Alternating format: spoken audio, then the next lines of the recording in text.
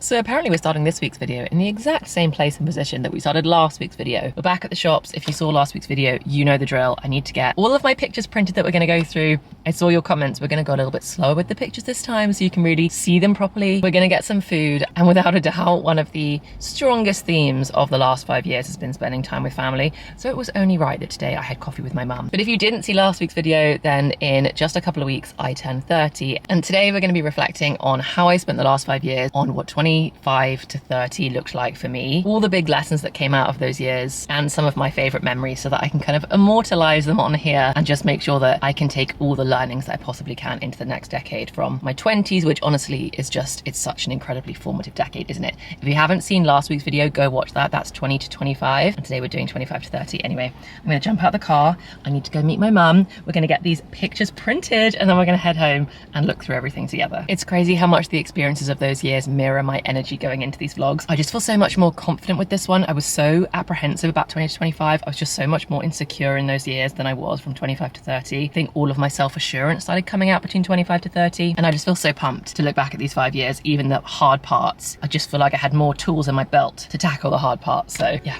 let's get going.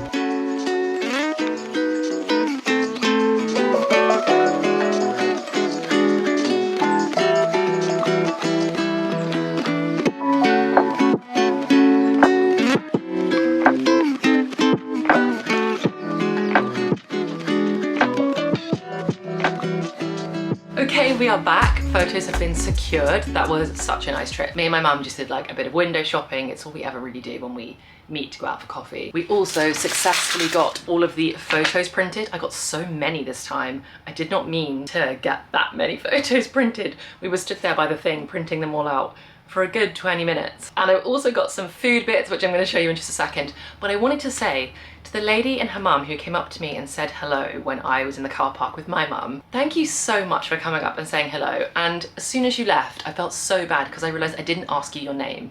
So I'm so sorry for not asking your name. Let me know who you are so I can say hello properly. But it has put the biggest smile on my face. You made my day, and it's just such a lovely thing to make the effort to go out of your way to come over and just say something kind to somebody else. And yeah, that was just so lovely of you. So thank you so much for saying hello. It was so lovely to meet you. But as I said, photos have been secured. We've got these, we're gonna have a look through these now. But the food could really only be one thing to represent 25 to 30 from me, because the day that I started, or the day that I discovered, I suppose, Gales Bakery, or the day that I had my first order from Gales Bakery, was the day that my bank account said goodbye to a decent portion of its disposable income. You would think that I would be bored of it by now, but I'm just not. So my go-to Gales order, well, I mix it up. My go-to Gales drink, without fail, is always their oat iced chai latte. I have tried many an iced chai, and the one from Gales is the best. In my opinion, it's superior. And there are so many Gales all over London now. I don't know how far and wide they stretch, but I have just been consuming this easily since I was 25. It might have even been slightly before 25, to be honest. No, actually, I'd say 25 is probably about accurate. 25, 26, this love affair began. And then my favorite sweet treat from Gales is their, I'm gonna forget what it's called now. I'm sorry, but is that not just actual perfection? This is their blueberry and custard brioche. And it's basically the top of a muffin, is basically what it is.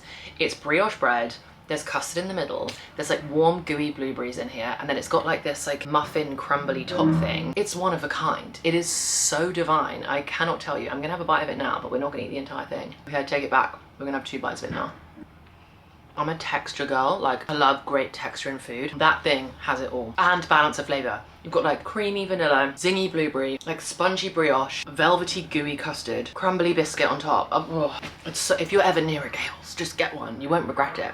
And they're so consistent, because Gales is a chain. It's not like it's its own independent bakery. And there are definitely like independent bakery stuff that is probably better, but to have a chain that can consistently produce a baked product that's always top tier, the award has to go to that. This food does not have the same nostalgic hit the food in last week's video did, because 25 to 30 is right now. I'm still drinking this all the time, but oh, it doesn't make it taste any less good, I can tell you that.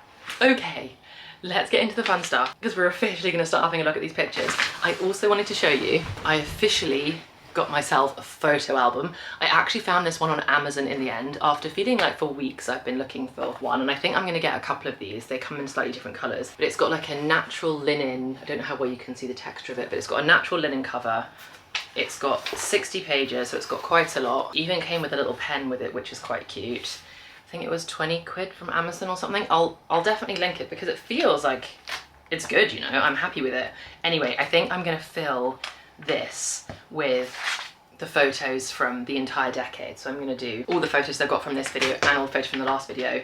And hopefully, if the sun stays out, we'll pop outside a little bit later and we can start building the photo album together, which would just be such a nice, like, crafty task to do with a sunny afternoon. Anyway, let's do it. Let's get all of these out and let's start talking about some of the memories and what I got up to between 25 and 30.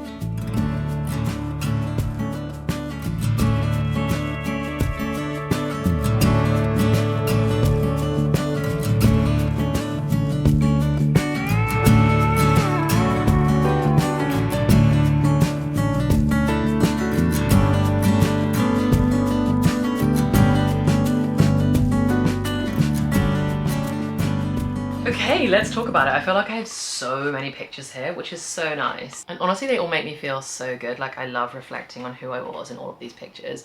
And I can honestly say that my mid-20s, I was just having the time of my life. At 25, which is I suppose where this 5-year story begins, I was working a job with people that I absolutely loved. I was working for a big corporate company in London. There were loads of other people in their early 20s that were starting work at the same time as me.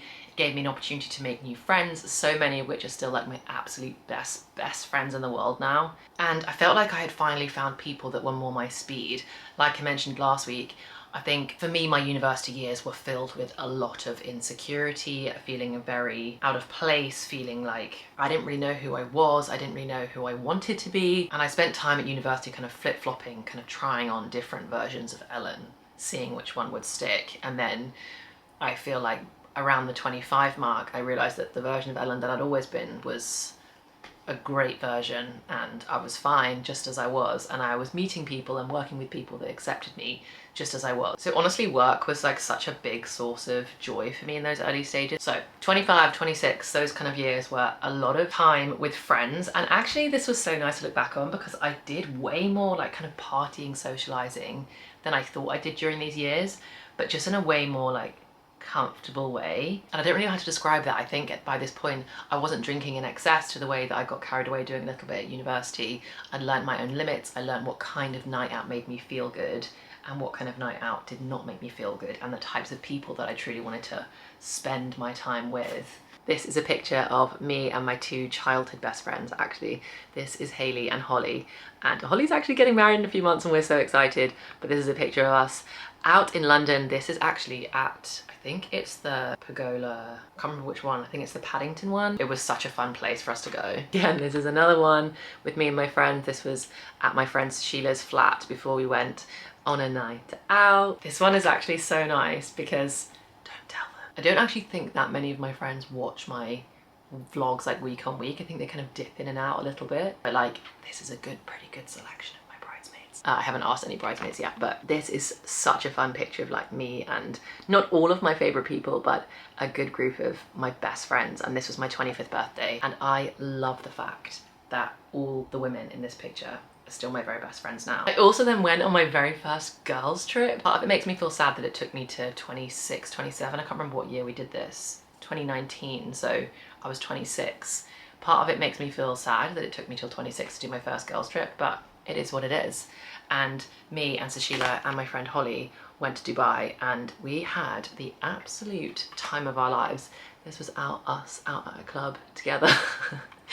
And we honestly just had so much fun. I've got family that live in Dubai and some family friends that have always lived in Dubai because they're pilots and they work for Emirates, so they live there.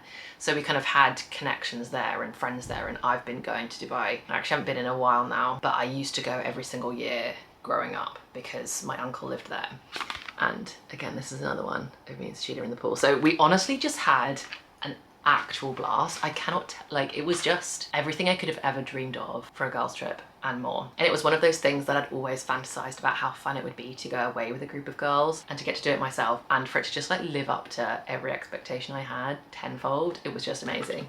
This is me in the sea. You clearly can tell. She's not unhappy, is she? She's having such a good time. So I'd definitely say the first couple of years of that 5-year period, honestly, I was thriving. I was out of my insecure environment at university. I was going out with my friends. Felt like I was really solidifying friendships with people that I felt I really clicked with. And I was filling up my cup with so much family time, because I lived at home until I was 27 in the end, because lockdown hit, which delayed me moving out.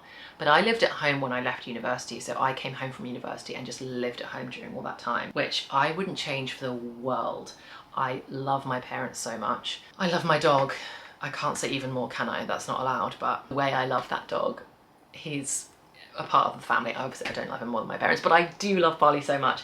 And to be able to go home after university and to be able to live with the 3 of them, my brother and my sister had both gone to university by that point, was just so special. So many of the pictures that I've got here are just like printed out pictures of Barley, because I just think he's the cutest dog in the whole world. And there's just so many pictures of the 2 of us being in love, because he's my soul dog, and him and I, we're just, you know, we're just best friends. We're birds of a feather. This is us together at Christmas one year. Look at us. This is us. This is not the most flattering picture of me, I have to be honest. It makes me look like quite naked when obviously I am in a bikini, but anyway, but look. And this is him asleep on my chest on the sofa after we both came in from swimming in the pool together. It's so fun whenever we go on holiday to France, because we can bring him in the car. He just has the best time. He can tell it's somewhere, like that holiday is not something he can usually come on. And then whenever we go there, he's like, oh my gosh, I'm going as well, I'm going as well, I'm going as well. And we just have so much fun. Have I shown you this one yet? I don't know if I have. Okay, I'm gonna stop gushing about Barley now. Being able to live with him for as long as I possibly could in my 20s is just the most special thing. And the fact that I don't live with him now is physically painful to me. Okay, so where was I? We were thriving. I was spending a load of my time with friends, a load of my time with family, a load of my time with beloved pets. I was traveling. Honestly, I was filling my cup up in all directions. Oh, and I should also mention, not to discredit the fact that I was also in a loving relationship.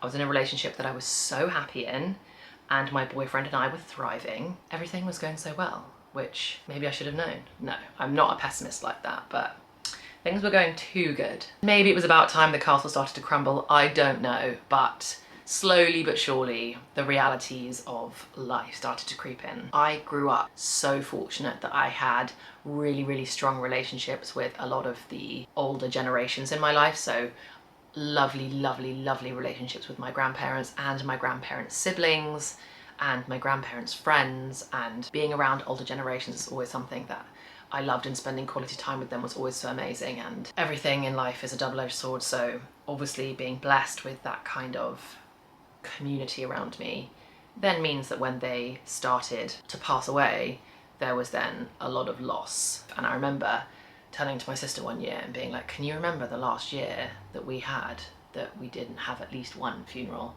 And I think there was a good 4 or 5 years there of my 20s where it just felt like we were losing people that we genuinely loved and cared about so frequently. And so there was always this like slight undercurrent of grief that was kind of rippling across this very happy time in my life.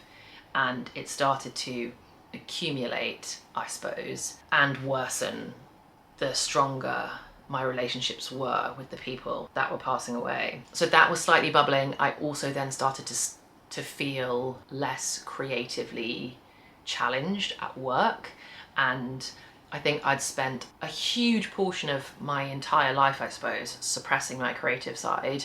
I went to a school that was very academic, very competitive, very rigorous, and we were always taught at school, you know, be a lawyer, be a doctor, be something with a certificate that says you are a something, and they were always like very traditional. You know. So I obviously went down the science route. I'd studied biology at university, and then I went and got a job in a big corporate where everything was very business, and I think I started to tell myself a narrative that I was a very type A personality, that was very organised, that was very structured, that like loved lists and was very like Virgo, liked numbers, liked spreadsheets. And I think there is a side to my personality that's true. I do live off to-do lists. I do like organisation systems, But honestly, the more I get to know myself, the more I'm like, I'm actually not a very organized person, and there is so much creativity in me that felt suppressed for ages, and I didn't realize how unhappy that was making me.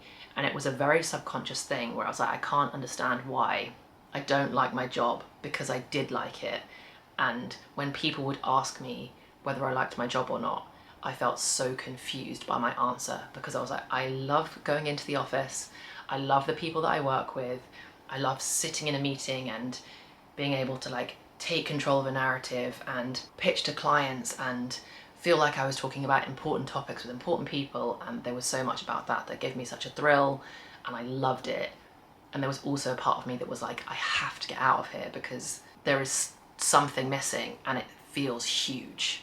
And I didn't know what it was, and that sounds so dramatic, but I was like, something does not sit right. And the longer that I stayed in that job, the longer that felt like that was the case. Anyway, so I decided to start my own business. And during lockdown, which was a terrible time to do this, I decided to start my own swimwear line because, quite frankly, it was the first thing I worked out how to do. And I was like, you know what, I actually feel like I know all the components of how to launch a successful swimwear company. I also absolutely love traveling, always have. I've always been very blessed with being able to travel, and nothing gives me that like gooey, excited feeling quite like arriving to a new destination. And I was just like, you know what, a swimwear line, it's happening, it's happening. Launch my own swimwear company at the same time that lockdown hit, when no one could go away and no one could travel anywhere. And in the first 6 weeks of COVID hitting and lockdown hitting, I lost my grandma really suddenly, and we were extremely, extremely close. Yeah, I remember texting her when she was in hospital and she was gonna be home the next day, and it was all no big deal, everything was gonna be absolutely fine. And then overnight she passed away, and it was a really big shock to the entire family.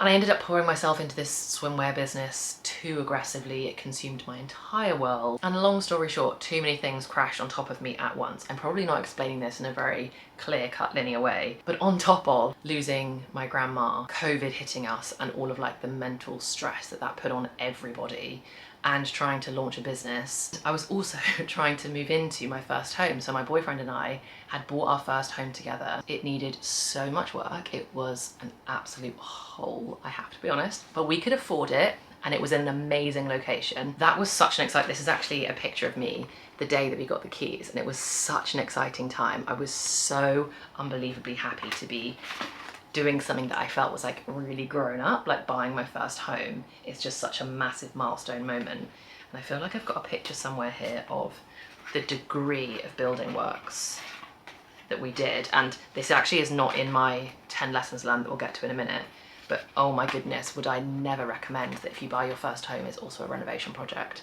The mental stress and the toll that it took on me. When I say we gutted it, I mean we like gutted it. All the walls came out, all the plumbing came out, and the more that we did, the more we realized the more had to go. And we were just financially, if I hadn't been able to live at home, I just don't even know what would have happened. It would have been a disaster. We were completely financially drained. Anyway, all of that was going on, and basically I crashed and I burnt out, and I probably had a couple of very minor dabbles in what anxiety felt like in my early 20s, but not in a full-blown way. And when I was 27, which is when all of this all kind of came together and hit at once, kind of 26, 27, I had a pretty aggressive hit of depression, and I didn't know what it was, I didn't understand it. And for me, I think mental health and mental health struggle looks different for everybody. For me, it was just, I was in emotional overdrive. I was crying nonstop. I'd wake up in the morning in tears, and I was like, how is that even possible? What was I dreaming about that I wake up and I couldn't regulate my emotions at all?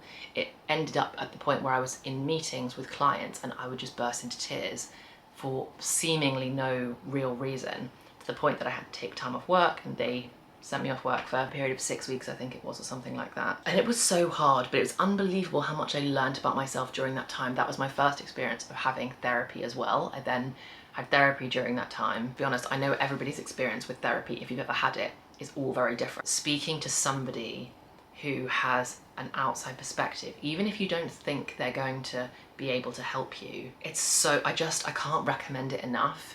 I had a few conversations and the fog just cleared. I wasn't happy magically. The fog cleared and I had a path. I had a clear path to see the light at the end of the tunnel. And before, I just felt like I was completely staggering around in the dark. Anyway, I guess I'm saying all that because it was crazy to me how much I learned that mental health is an ever-changing thing, and that was the first time I really understood what it meant to have mental ill health. And it also taught me how it does not have to be a permanent state. Things change, and they don't just change a little bit, they change so drastically. You can go from being entirely miserable and completely lost and deeply unhappy to genuinely being the happiest you've ever been a couple of years later, which is where I'm at now. Anyway, I don't want to talk about this for too long, but all I'm saying is that if you're struggling, things genuinely can and will get better, and ask for help. So, we came out the other side of our depression and our mental health dip. I closed down the swimwear business. It was too hard. Small business owners have my undying respect. It is so hard. I hold my hands up, I couldn't do it. It was too hard. I might try it again at some other point in my life where I wasn't experiencing such a multitude of grief at the same time that I was working a full-time job and trying to start a small business. That was probably just too much for me to cope with. So I shut down the business, I took time off work, I healed, I got better, and then I went back to work, and life just kind of ticked on for a while. I've got a little picture of me at work just because I always want to remember that job because I loved it. I was good again. I wasn't really doing much. I reflected on it and I feel like I had a kind of like nothing year. It was crazy when I was going back through all of my photos from those 5 years, how all of my pictures of me out with friends stopped. All of my pictures of me doing like meaningful things, like having proper experiences with my family stopped. My camera roll just like shrunk. I wasn't taking pictures. There were no memories that I was truly making for a good entire year. And I think my world just got very small. And it wasn't long again before over that time I started to have that same creative itch again where I was like, I've given up the small business thing, but I'm now back in the corporate job that I was doing that wasn't filling my cup up enough, and I'm still not happy. And so I decided to start a YouTube channel, which was the most spontaneous decision. I cannot tell you. I was debating starting a YouTube channel at the same time that I was debating starting a small business. And then I chose swimwear business over YouTube. And then I never thought about YouTube again. Like I did a whole year and a half, whatever it was, didn't cross my mind. And all of a sudden it was December. I think it was Boxing Day. And I was like, right, something's got to change. I'm going into the new year hard. We're going in successful. We're going in, we're going to boss it. And I just bought a camera, my first vlogging camera. It was such a big expense, but it was like £500, and I just bought it on Boxing Day. I think it was in the sale. It arrived 2 days later. I filmed a vlog and I put it up on my channel on the 2nd of January, and that was it. I was like, right, I'm posting every single Sunday now. Like, no excuse, it's happening. And it was the best thing. I obviously absolutely love vlogging now. I love filming, I love editing, I love every single part of this creative process. And looking back on it now, like I said, I didn't think I was necessarily that unhappy over that like nothing year, but looking back on it now, like YouTube was kind of the only real spark. And it was a minute before I realized that I was extremely lonely. And then amongst that loneliness, my relationship ended, and you guys were kind of around for that. I know I vanished and I didn't vlog that terrible time, but I was on YouTube at the point that my relationship ended. And that's where there's like a 4-month gap of where no vlogs happened whilst I was grieving and then healing. Oh, heartbreak, guys. Heartbreak in your 20s, there's nothing quite like it. I was depressed and crying in the bath for months, and when I got dumped, that pain was worse. That pain was worse than my depression. I truly believe that. There's something about like god-awful, brutal heartbreak that is just, it hits different. It just genuinely hits different.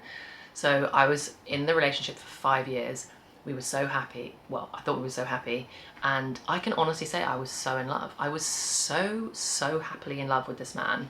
And I did not see it coming. In hindsight, yes, there were clues. But at the time, I didn't see it coming. And oh, it stings so much when someone that you're very in love with turns around and says to you, I don't really like you anymore. And I have no interest in continuing to do this, and I don't even really want to discuss it with you. It's just kaput. It was hard. It was really hard. But as sick as it sounds, because it was the worst heartbreak of my entire life, and I felt like it destroyed my entire world. We owned a house together, we were planning to get engaged that year, we were buying a dog together, we'd applied for dogs, we were adopting, we'd applied for dogs online.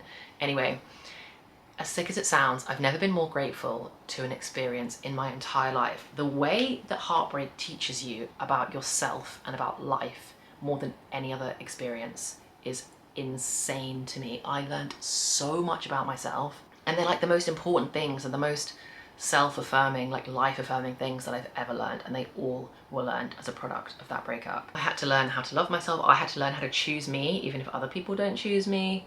I had to learn what type of ex-girlfriend I wanted to be, and I'll always be so proud of the way I handled it. I know that's maybe, I don't know, it always feels a bit uncomfortable when you say you're proud of yourself, doesn't it? It makes you feel a bit arrogant, but I will always be genuinely proud of how I handled that breakup, because I was so determined to handle it with grace, and I was so determined not to hate him, because I can't blame him for wanting something or somebody different and making that happen for himself. I mean, good for him. Obviously, amongst heartbreak, there are things that you think people could have handled differently and more sensitive ways that people could have tackled certain things.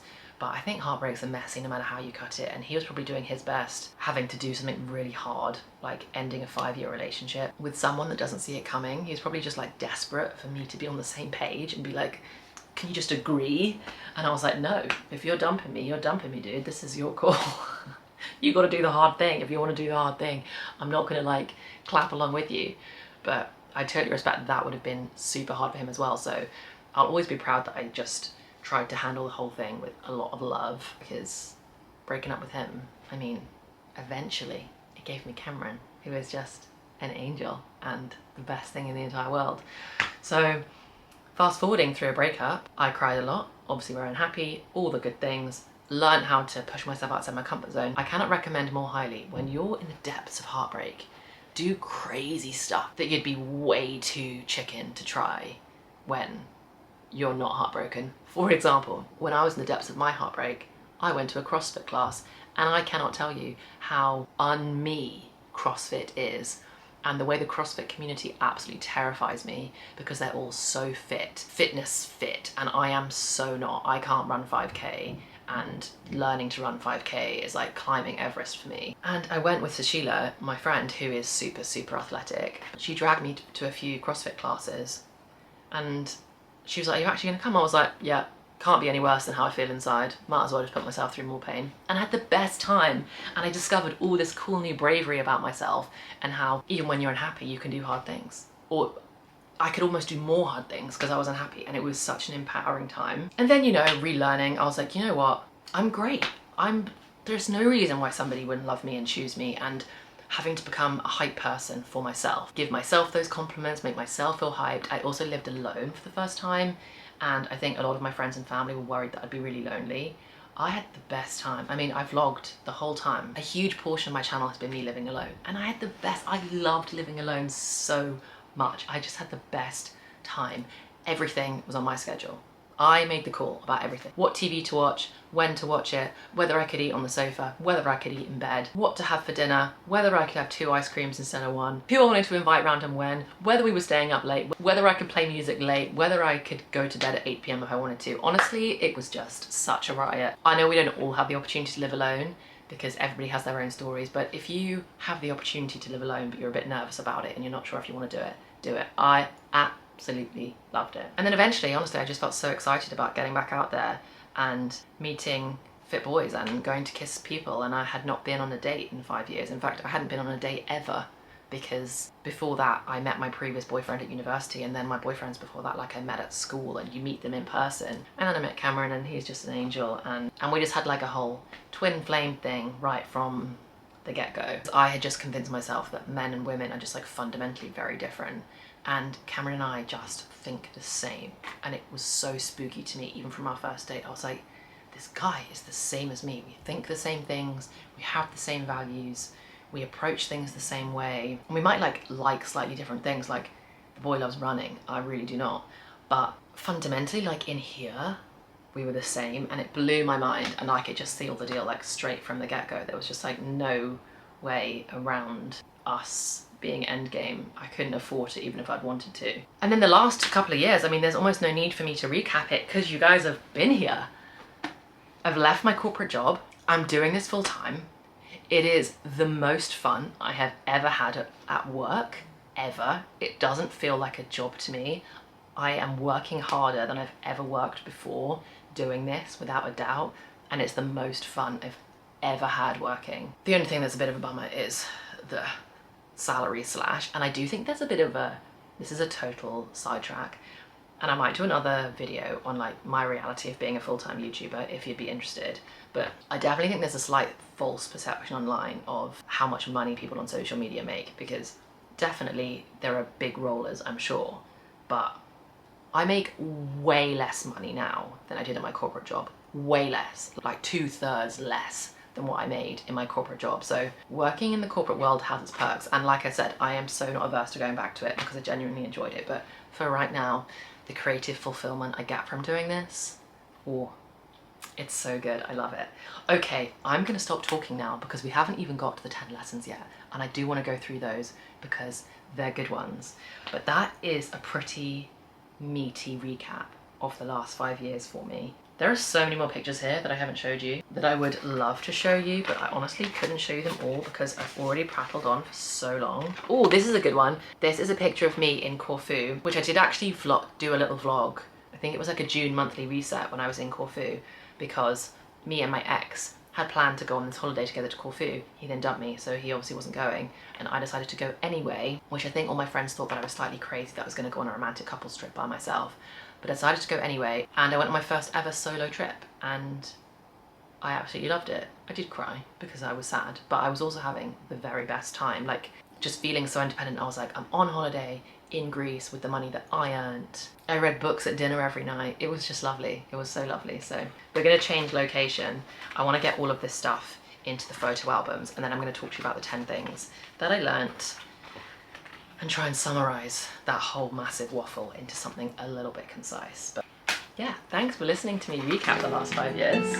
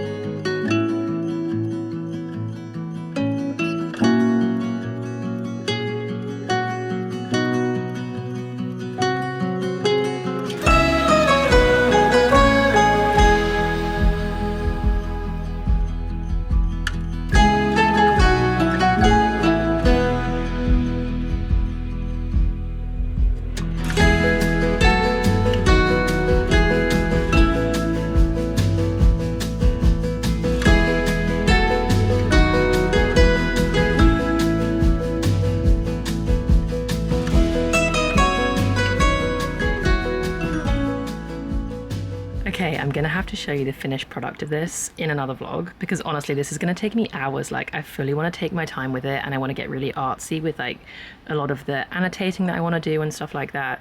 But I've started to fill in some of the pictures from 20 to 25. I haven't even got on to the next 5 years yet, but it's just so fun.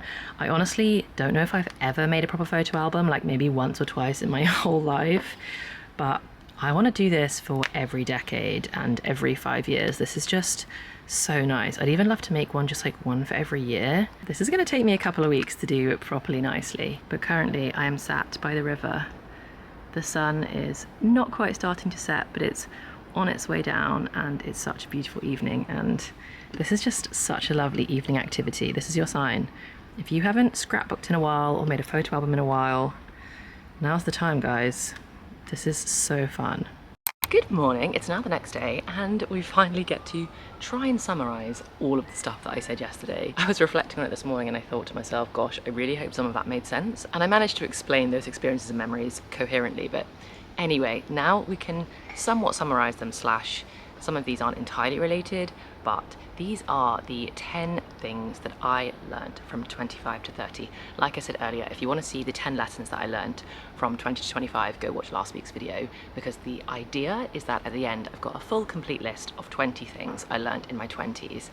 So without further ado, let's dive in to the 10 things that I feel like I learned between 25 and 30. These are definitely not in any particular order, so they're not ranked in importance or anything. They're just a random brain dump of the 10 key things. The first one is the realization that your parents are just humans and people too, and if you have the opportunity to build a friendship with them, it can be one of the purest and loveliest relationships that you've got in your life. I think so much of your teenage years and maybe in your early 20s too, sometimes the relationship you have with your parents can feel strained or arguments happen and you kind of see your parents as this like other type of being. But I think once I really realized that like my parents are literally just people exactly like I am, trying to figure it out, and sometimes they're going to make mistakes, sometimes they're going to say things that upset me, and I should have the same kind of grace and forgiveness, if not more so, than I do with like my friends or my romantic partners. I think it was so cool when me and my parents started to bridge the gap between like a parent-child relationship to like a friend relationship. And obviously the parent-child relationship is still the more dominating vibe, but the transition from parent-child to friend-friend has been one of the coolest experiences over the last 5 years. So that's the first one. Parents are humans too, they make mistakes just like we do, and if you have the opportunity to build a more friendship-like relationship with your parents, I highly recommend trying. Number 2, you don't only have to have one job or one career.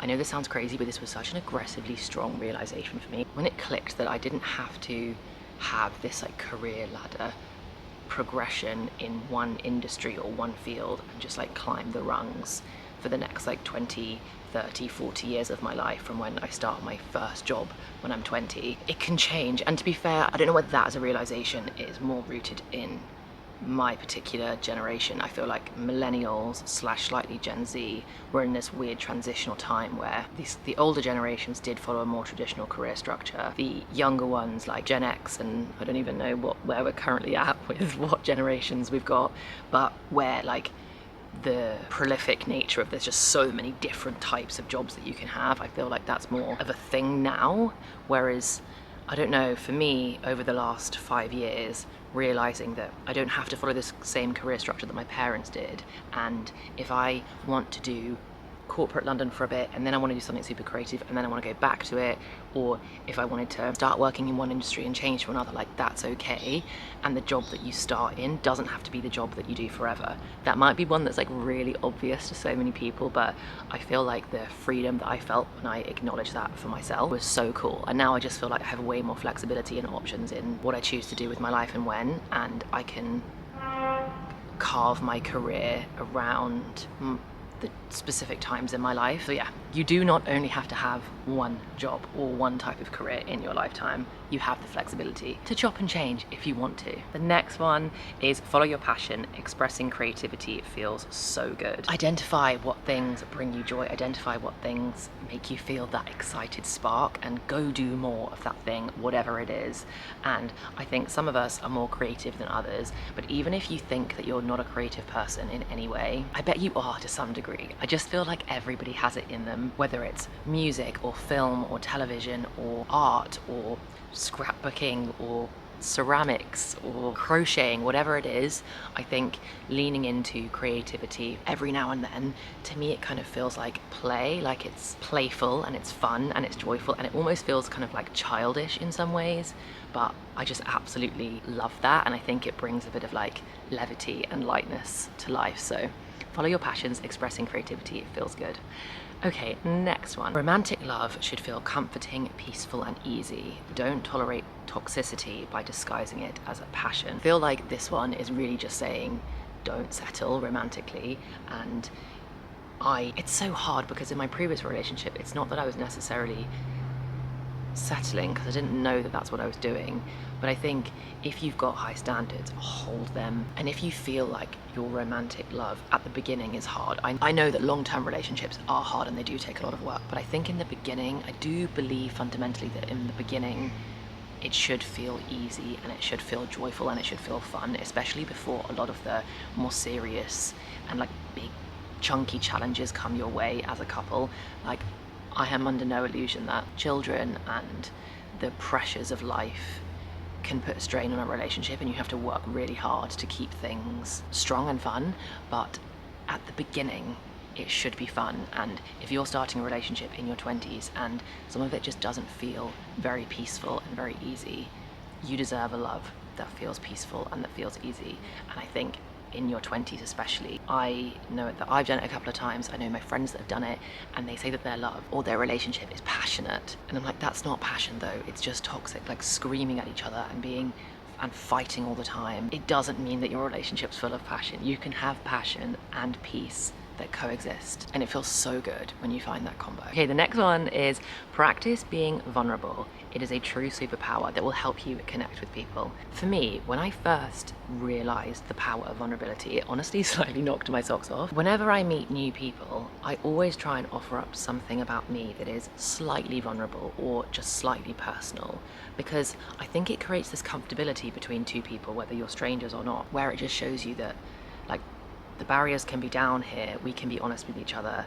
I want to have that kind of relationship with you where we are friendly and friends, and I think it helps you really get to know somebody else and really connect with somebody else if you can offer up a piece of vulnerability. Not to make yourself feel uncomfortable. I don't think that you should necessarily go around spilling your guts if there are things that you really don't feel comfortable talking about yet, but I think there are just some things, like for example, when I meet new friends or friends of friends and somebody might be talking about how they've been through a heartbreak, and I'm like, me too, and I give them a few like bullet points of what that heartbreak looked like for me. It creates connection with people so much, and I just think I haven't expressed this one well at all. I haven't described this one well at all, but the way being vulnerable with other people and being open with other people can help you connect with them has been my #1 way of making true friendships over the last 5 years and over the last entire decade. And it's just something that I will continue to take with me into my 30s when I meet new people. Okay, I'm going to stop with this one because I definitely can't express it very concisely, but vulnerability, it's a crazy superpower, and I think it's like the #1 way to build really strong connections with other people. I think we're now going on to number 6. I'm slightly losing track, but number 6, this is such an important one. Don't underestimate the power of a digital detox. You are the product of who you spend your time with, and the same thing applies for your life online. I think so much of life now is online, and we all consume, maybe not all of us, but a lot of us, you guys obviously are if you're on YouTube, consume social media so much.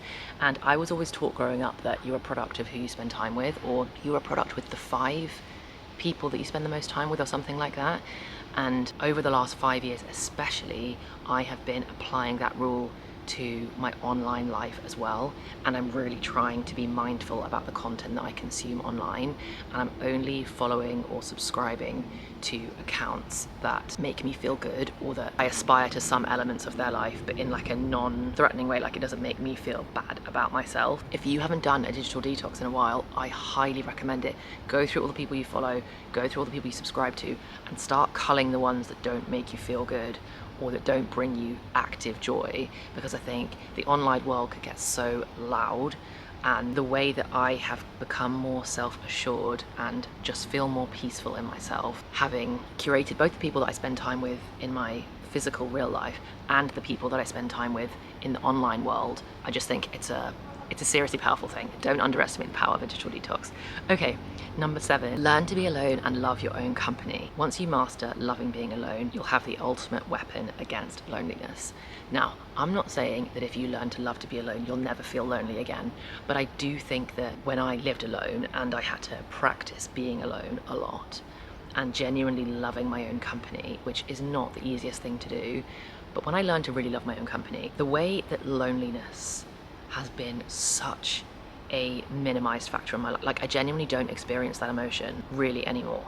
Every now and again I might feel lonely if I've been prioritizing work too much and isolating myself from my friends for too long, and Cameron's been away with work a lot. You know, I'm not saying I never feel that way, but almost I never feel lonely anymore since I learned to genuinely love my own company and love spending time by myself. So if you think you struggle with loneliness quite a lot, or you think that you always need to be around other people, try practicing being alone and leaning into loving your own company, because I highly recommend it. Okay, number 8. Oh, this is quite a good one.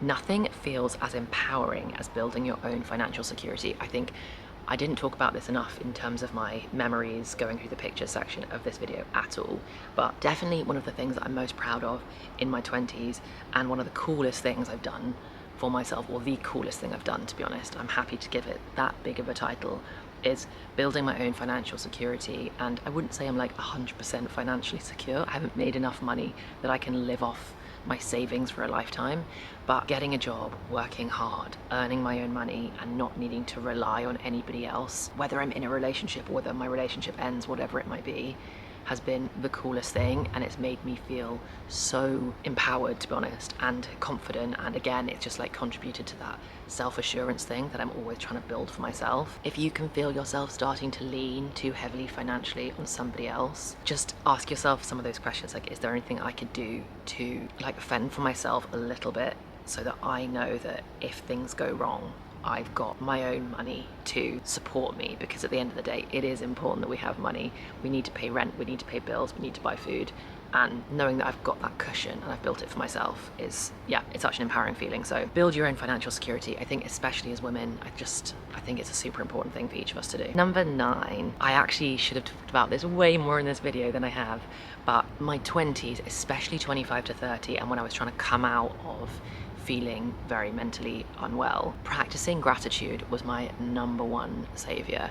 The way that when I learned to start, even when I was really unhappy, documenting any small thing that made me feel good and that I was grateful for, the way those small things accumulate. And to be honest, I feel like it's in my bio, I feel like it's what I talk about all the time, but my whole thing now with life is just like learning to love the little things, and just loving the little things so wholeheartedly, because the little things are what all accumulate into being the big things. And I only learned to love the little things through practicing gratitude, and that was a very religious exercise of every day I'd write down 3 things I was grateful for, whether that was being able to wake up and make a warm cup of tea and sit on my sofa, or crawl back into bed and drink my cup of tea in the morning, or whether that was feeling grateful that I could call my mum and talk to her if ever I needed some support or some friendship, or whether it was the fact that I live near a park and I could walk out my house and with 10 minutes be surrounded by nature. And I only had to write down 3 every single day, so even on the days that felt really dark, I just had to pick small things. Even if it was I just want to cry in bed all day, it was I'm so grateful that I've got a comfy bed and a comfy pillow that I can crawl up in when life feels hard. And slowly practicing that gratitude just makes you see life in a totally different way, and I just started to see life as beautiful and awesome. And so yeah, definitely, if you are not in the habit of practicing gratitude at the moment and you think it is something that could help you, I really recommend it. Okay, and then we're on to the final one. Admiring and celebrating other people's successes will always feel good. I think I had one relatively similar to this in the 20 to 25, but honestly, admiring and celebrating other people's success, especially your friend's success or your family's success, it is the most wonderful feeling for yourself, and it also just does so much for the people around you. So big other people up, cheer them on, celebrate other people. Even if you feel like your life is lacking in a little celebration at the moment, I truly believe if you pour admiration and celebration into other people when they have their wins, it all just comes back to you tenfold in the end. And yeah, that's it. Those are the 10 things that I feel like I learned from 25 to 30. I'm feeling so lucky and so happy that I get to enter the next decade, 30 to 40, on such a high. I'm feeling so good. I'm so excited for 30. If you're in your 30s, let me know some of the things that like you've already been learning in the decade, and let me know the things that I can look forward to, because I'm so excited about it. But the 20s have been a wild ride. I've loved every minute of it, I guess. Maybe that's too broad of a statement, but even the hard things have taught me so much. So thank you so much. I hope you've enjoyed these last couple of videos. I know they've been a little bit different, but it's been, like I said, so fun being able to immortalize that time on YouTube and just reflect on such a fun and crazy time. But yeah, I hope you enjoyed this. I hope you're all having such a lovely week. As always, thank you so much for watching, and I truly cannot wait to see you in the next one. Bye guys.